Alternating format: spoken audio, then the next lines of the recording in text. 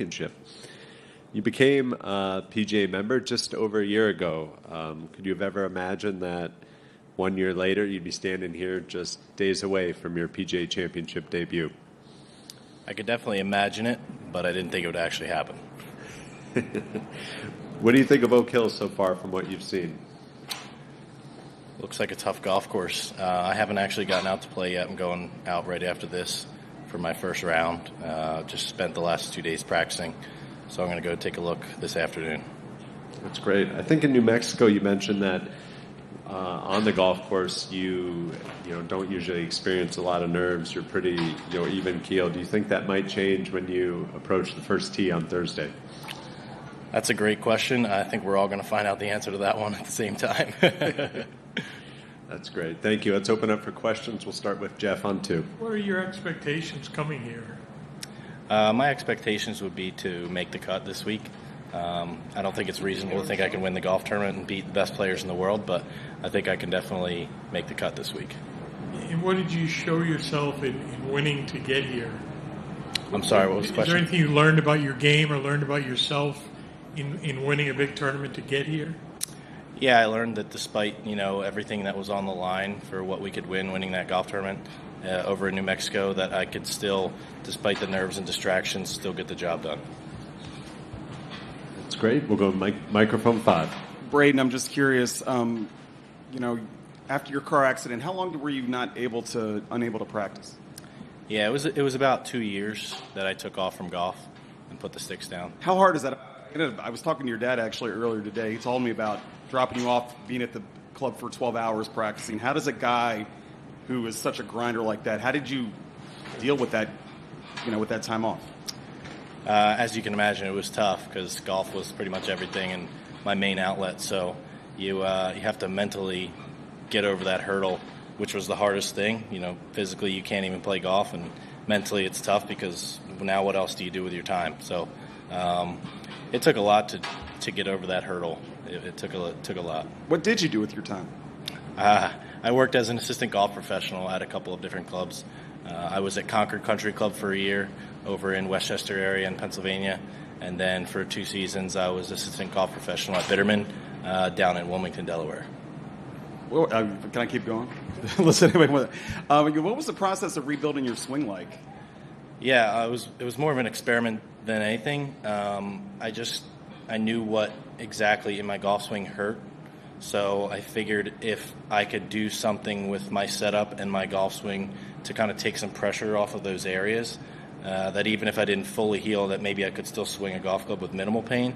So it was just a process of trial and error until I found something that worked, and then you kind of have to relearn the golf swing a little bit.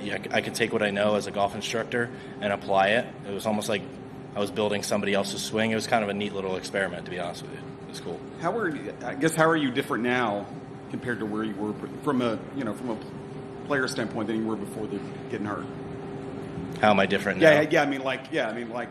Are you shorter? Are you longer? Are you this sort of the results of this new swing? Yeah, I hold it very weak, like you kind of do with like a putter. So I would say with the irons, swinging a little bit more upright with the irons, I lost a little bit of distance. My spin rate went up a little bit. But my driver numbers actually got better. My speed went down a couple miles an hour, but my launch conditions were so much better. I was able to hit up on it a few degrees, brought the spin rate down, took the loft down on my driver. So I was actually ended up hitting it a little bit further and straighter with the driver. So it's kind of a little bit of both worlds there. Great. Let's go over to Juan on 9. Braden, I wanted to compare notes with some of the tour pros here this week, and talking to them, they said this is probably one of the toughest golf course they played in a major and one of the toughest setups in a while. So was it a shock for you? Coming here and saying, whoa. Well, to be honest with you, I haven't even seen the conditions out there yet. I putted on the putting green and chipped around a little bit. The rough is very thick and thatchy. It's not like super long, but it's really dense, and the grass kind of lays in different directions. So I think I heard some of the guys saying there's going to be a big importance on hitting fairways this week. And just from what I've seen so far, the little I've seen, that seems to be the case. Have you had a chance to have interactions with some of the guys, players that you knew already or didn't know, and got to meet them? Or?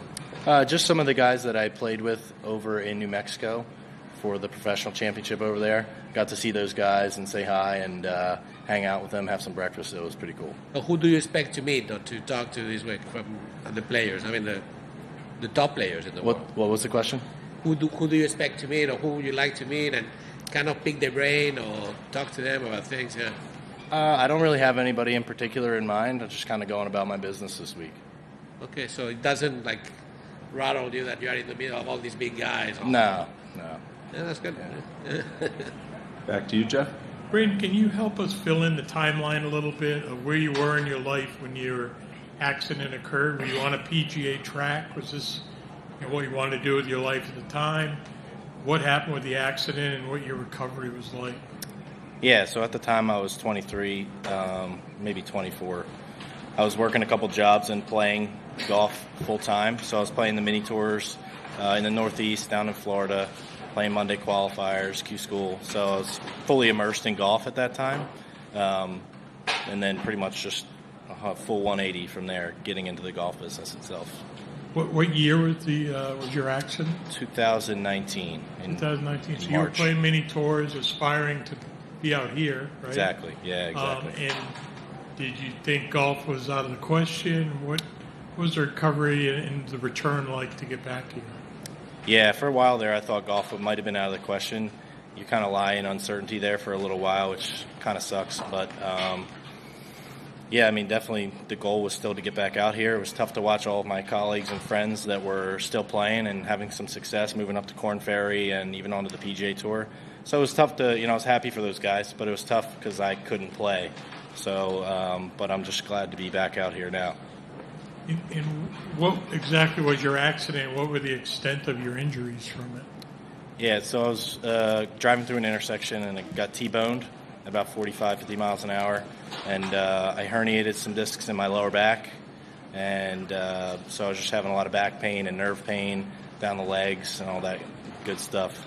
Had a concussion and just some other minor stuff along with that. And how long did it take you away, and how slowly did you get back in?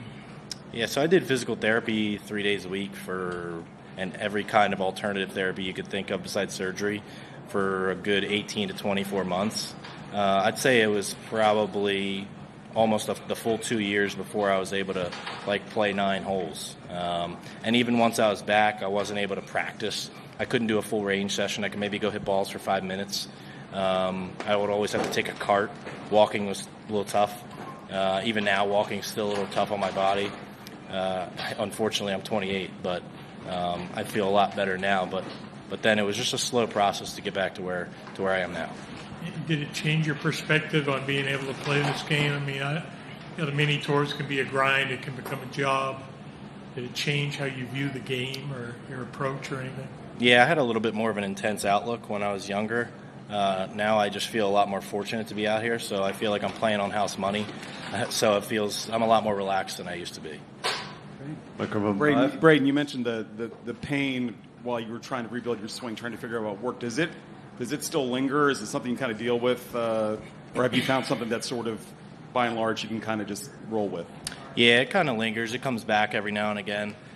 Even last year in the fall, I made it through pre-qualifying for Korn Ferry qualifying tournament and went on to first stage and then had to withdraw after the first round because of my back again. So it does creep back in there, and I still have to deal with it. I still have to do my exercises every day and my stretching and stay on top of it. I still go to physical therapy twice a week back home. So I still have to stay on top of it, unfortunately. But if I stay on top of it and make sure I'm diligent with everything, I usually can stay pretty healthy.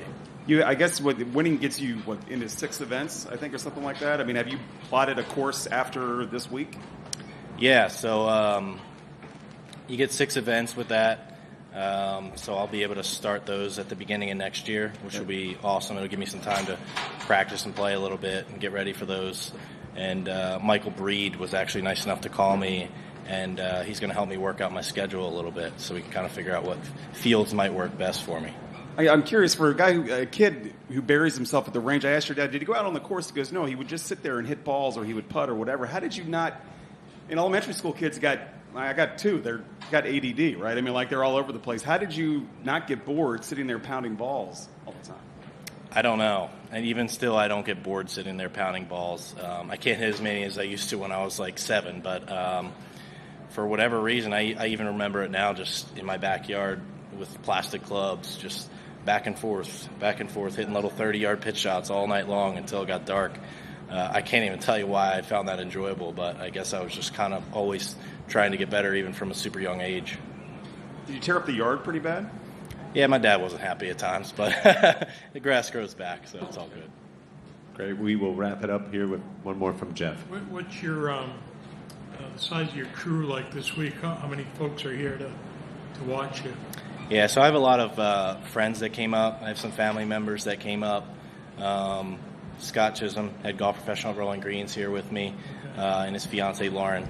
Everybody's been super helping me out. I've got a great little team around me. I'm very happy with. What's your work week like at Rolling Green? Are you teaching? Are you what's Yeah, so I mean, I got off the plane Thursday night from New Mexico, and first thing Friday morning, I was on the range teaching again all day. Saturday, same thing, teaching for 11 hours. So I got a busy schedule, 5-6 days a week, teaching the juniors, ladies, and all the above. So I work a full-time job. So, you know, it's tough to compete against guys who play this game for a full-time job. Yeah. But good luck this week. Thank you very much. Thanks, Braden. We appreciate your time. Good luck. Thanks, guys.